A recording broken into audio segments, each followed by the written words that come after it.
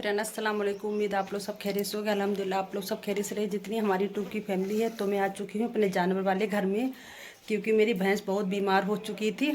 3-4 दिन से उसने चारा नहीं खाया, तब बहुत भयंकर वाली उसको गैस बनी थी। तो मैं आई उसको देखने के लिए और उसको धूप से हटाकर टीन में बांधने के लिए। तो उसको टीन में बांध दे, बकरी को हम इधर कर दे, क्योंकि बकरी का पड़ा है चारा। तो पहले हम भैंस को बांधे, इसके बाद में आपको उसको दिखाएंगे। देखो कितनी दुबली हो गई मेरी भैंस। आज हुई है बारिश, तो ये पन्नी से बारिश टपक रही है। बारिश भी हो चुकी है, धूप भी निकल आई है और इधर फैला हुआ है चारा। तो समेट कर उधर वाले बरामदे में डाल दें। और ये देखिए छोटी वाली मेरी पटिया मुझे बहुत जानती है, क्योंकि मुझे जैसे ही देखती है कैसे वैसे ही कहती बकरी के पास लेकर चलो हमको दूध पिलाने के लिए। ये देखिए मेरी लेटरीन है, इसमें कोई लेटरीन नहीं जाता, मगर इसमें बकरा बकरी हमारे आराम से बैठे रहते हैं। ये देखिए भैंस को हमने टीन में बांध दिया है, थोड़ा बहुत खाने लगी। अल्लाह का शुक्र है, लाख लाख कि मेरी भैंस अच्छी हो गई। नहीं तो मुझे बहुत टेंशन हो गई थी कि मेरी 1 लाख की भैंस क्या होगा, क्योंकि वो बच्चा देने वाली है, इस वजह से और हमें डर लग रहा था। और ये देखिए कितनी दुबली हो गई, ये देखिए फूले निकल आए इसके। तो थोड़ा बहुत चारा पड़ा हुआ खा रही है, ये देखिए। और बहुत सीधी मेरी भैंस है, ये देखिए बिल्कुल खाली पेट है। और इधर पड़िया बंदी है इसकी। तो बस सारे जानवर हमारे बन चुके हैं, तो मैं जा रही हूँ अब घर पर। मगर ये बच्चा हमारा लेटरिन काटा जाता, इसकी हालत ख़राब है। दवा खिला रहे मगर लेटरिन बंद हो ही नहीं रही है। मैं घर पर आ चुकी हूँ, अब अपने लिए हम नाश्ता बनाएंगे। टाइम हो रहा है 11। तो दांत साफ़ कर चुके हैं, मुंह धो चुके हैं, अम्मा ने धो दिए बर्तन। और मैं आ चुकी हूँ भैंस के पास से। तो थोड़े हम दाल मखाने अपने लिए फ्राई करेंगे, 1 अंडा। और मैं तला भुना कुछ खाती नहीं हूँ, सिर्फ डाइट पे हूँ। तो मैं हल्का फुल्का नाश्ता करती हूँ एक्सरसाइज करके। तो 10:30 बजे तक हमने एक्सरसाइज किया, इसके बाद में हम नाश्ता करने जा रहे हैं। इसके बाद में फिर बनेगा घर वालों के लिए खाना। कढ़ाई कहाँ है? तो बनाएंगे एक ग्रीन टी और थोड़े से चने, गुड़। तो सारा नाश्ता बनाकर तैयार करने, नाश्ता करने के बाद में आप लोगों से फिर मिलेंगे।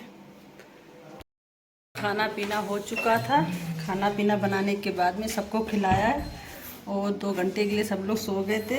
और लाइट भी नहीं आ रही, देखिए पूरे घर में अंधेरा हो रहा है और टाइम हो चुका है शाम के 5। तो मैं जा रही हूँ अपनी भैंस के पास चारा करने के लिए। और धूप देखिए कितनी तेज़ अब भी है और हवा बिल्कुल नहीं चल रही। अरे बैठी हुई है और पड़िया को बाहर निकाल दे, देख रही है तड़बड़ मचा रही है। अब भैंस भी उठने वाली, उठ जाओ उठ जाओ। माशाल्लाह से मेरी भैंस की तबीयत कुछ सही है, इतनी हालत इसकी ख़राब हो गई थी कुछ पूछो ना। अब सही हो हैं? कितनी परेशान हो गई थी दर्द में, बेचारी बोल भी नहीं सकती, बता भी नहीं सकती। कितनी मुश्किल तो दवा पी थी मेरी भैंस ने। चलो तुम्हारे लिए थोड़ा चारा हम कर दें, तुम चारा खा लो। तो ये देखिए चारों तरफ फैलावा हुआ है, अभी झाड़ू भी लगाना है, भूसा निकाल लें। भैंस को हम अब करने जा रहे हैं चारा।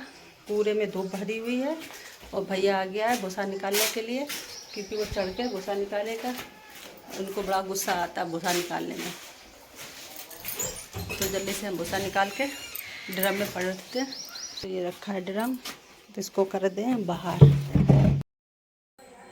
तो लाइट आ चुकी है, तो सारे बल्ब हम खोले दे रहे हैं, क्योंकि टाइम हो चुका है 6:15, मगरिब का टाइम होने वाला है। तो मैं अब खाने की तैयारी करूँगी, क्योंकि जानवरों को हम सानी करके आ चुके हैं। तो सारे बल्ब हम खोले दे रहे हैं, ये देखिए। तो फ्रिज से निकाल कर हम नारी का साग ले आए हैं, क्योंकि आज मैं बनाने वाली हूँ नारी का साग। तो आप लोग बताइएगा आपके यहाँ नारी का साग मिलता है या नहीं मिलता है। जून के महीने में, मेरे यहाँ तो जून के महीने से लेकर और अगस्त सितंबर तक मिलता रहेगा। तो खोल के आपको हम दिखाई दे रहे हैं। ये देखिए इस तरह की गड्डियाँ होती हैं नारी साग का, और इसके पत्ते इस तरह के होते हैं। ये देखिए नारी का साग इस तरह का होता है। इसकी पत्तियां देखिए लंबी लंबी है।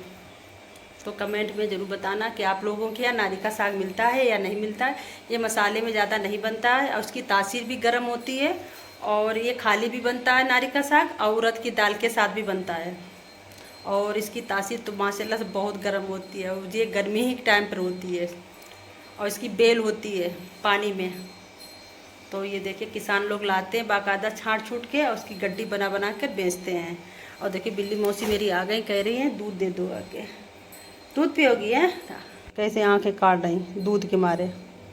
तुम भूखी बनी रहती हो हैं, सारा दिन खाती पीती रहती हो। आज हमें देखा नहीं कि तुम्हें भूख लगी आई, गुस्सा हो गई। मुस्कान, ओ मुस्कान, मुस्कान भाई गुस्सा हो गई हमारी। तो मुस्कान को हम दे दे दूध पीने के लिए, नहीं तो ऐसे नौटंकी करती रहेंगी और मैं काट लूँ नारी का साग। तो शाम का खाना पक चुका है। नारी का साग, दिन की रखी थी दाल अरहर की और चावल रखे थे और रोटी थोड़ी पकाना पड़ी। तो सारे लोग खा चुके हैं और उनके पापा थोड़ा बाहर टहल रहे हैं। तो मैं भी जा रही हूँ बल्ब बंद करके सोने के लिए। और देख ले बिल्ली मौसी तो नहीं बैठी, इनकी आदत बहुत ख़राब है, खाती पीती रहती है और बाद में अंदर जाके लेटरिन कर देती जाके। कोई कपड़ा अगर ज़मीन में गिर जाए तो उसी पे लेथन करके मुझे कपड़ा वो फेंकना पड़ता है। तो सारे घर के बल्ब बंद करके तो चल रही हूँ कमरे में, कमरे का बल्ब बंद कर दे। और बिल्ली मौसी तो कहीं भी दिखाई नहीं दे रही है। तो आज का हमारा ब्लॉग अगर अच्छा लगा तो प्लीज़ मेरे चैनल को सब्सक्राइब, लाइक, शेयर, कमेंट करिएगा। अगले ब्लॉग के साथ फिर मिलेंगे। अस्सलाम वालेकुम, खुदा हाफिज़, बाय बाय।